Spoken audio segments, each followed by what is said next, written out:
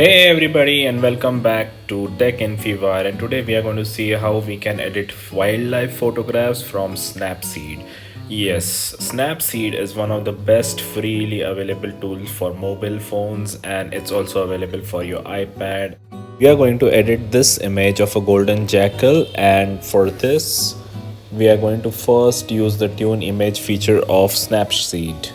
Well, you can edit the brightness, contrast, ambience, and saturation of the image from this tool, and it is just a great tool to handily do the image editing.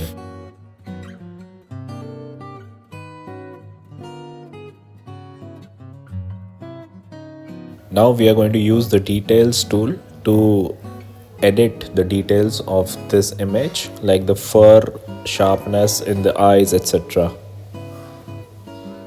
You can zoom in the image a bit and then start editing so that you know what you're doing. Now let's apply lens blur to this image so that the background is clean.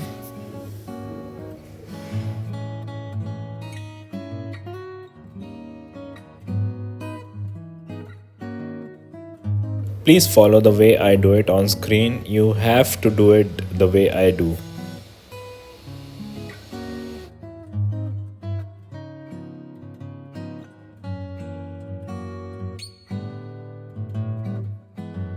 Now once you are done with this, now go to view edits and now edit the image or the last tool, that was the blur. We can select that tool and we can re-edit this.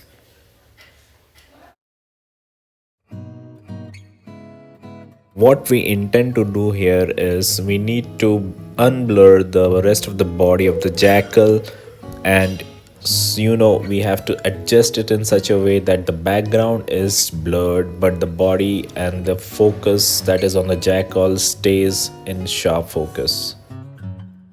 Most of the wildlife images tend to be taken in the early morning or during the late evenings, and due to that we have a lot of noise in the images. In this image also we have around 1250 ISO noise, and so the image is a bit grainy because it was shot in the golden hour in the evening.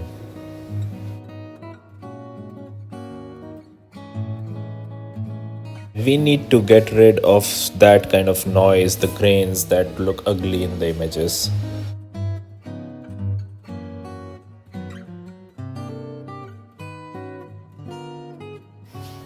You can keep the image tab to view your original image and then leave the tab to see the new changes done.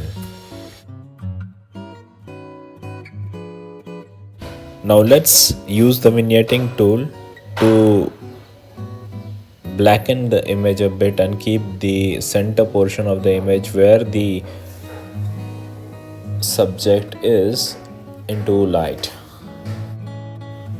Oh, and one thing I forgot to mention is that you can always crop the image first to your liking or the aspect that you would like to do or keep for the final image, and then go ahead with your image editing.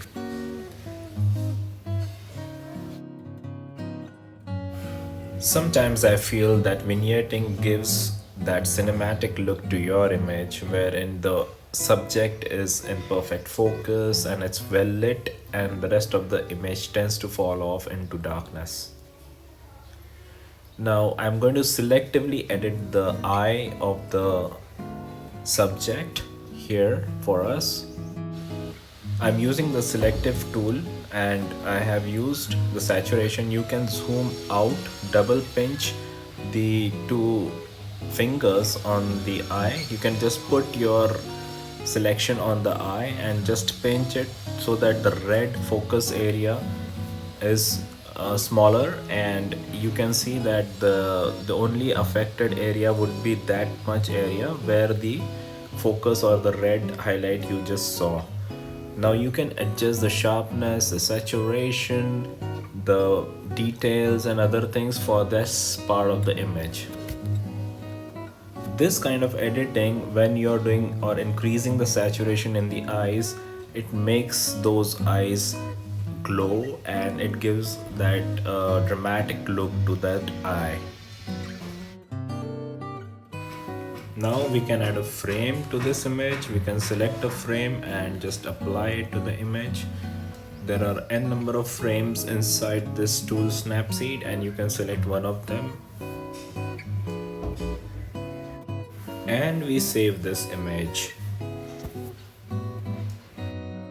Well, we haven't overdone this image. We are just going to save it, and that is the final edit for this image. And we are going to pick up another image that was inside the bench forest. Again, one of the images that was one of my favorite poses of a monkey, and we are going to edit that. To add everybody up to speed, I have edited this image before with some curves. I have just used a little bit of curves, and then I'm going to tune this image as per my liking. You can adjust the brightness, contrast, saturation from this tool, and there is no specific unit that you have to do. It is all based on your liking, the way you perceive the image, the way it was shot, and your final imagination about the colors, the contrast, the highlights, if you want to bring them down or other things. So you can do it all with the pleasure to your eyes, and just edit that according to your pleasing aesthetics. The pose of this langur was just majestic, and it looked straight into the camera lens.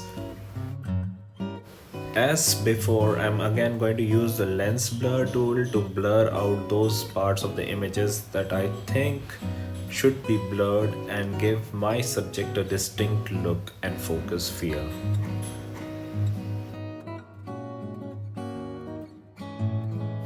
When you have shot the images with so much effort and time, it makes sense to edit those images to your liking so that they turn out to be something as a marvelous piece of your art, a marvelous piece of your photographer work.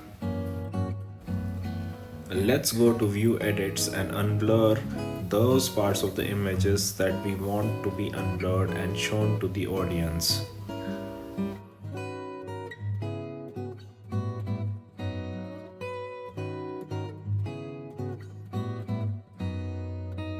The unblurring process is judgmental. You need to figure out by yourself how or which parts of the images you want to unblur. So in this image, I know that this monkey or the langur was sitting on one of the branches of the trees, which should be unblurred, and the back tree should also be unblurred.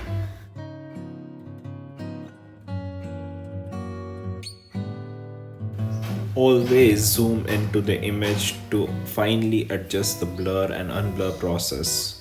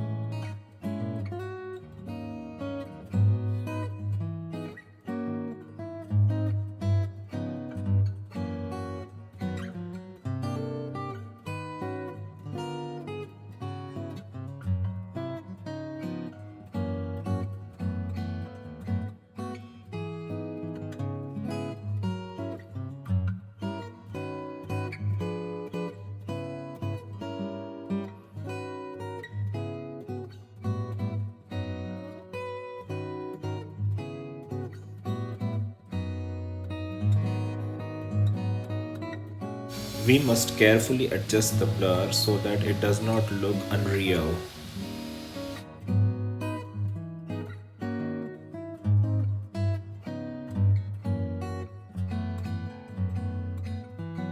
So let's quickly have a look at all the edits that we have done. We applied the curves, we have applied the image tune tool and lens blur and other kind of tool to make this image look the way it looks now. You can see it, I'm just toggling it back and forth.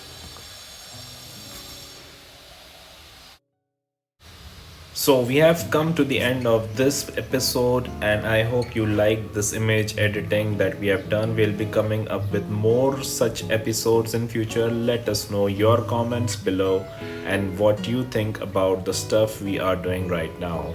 Thanks and we'll be right back.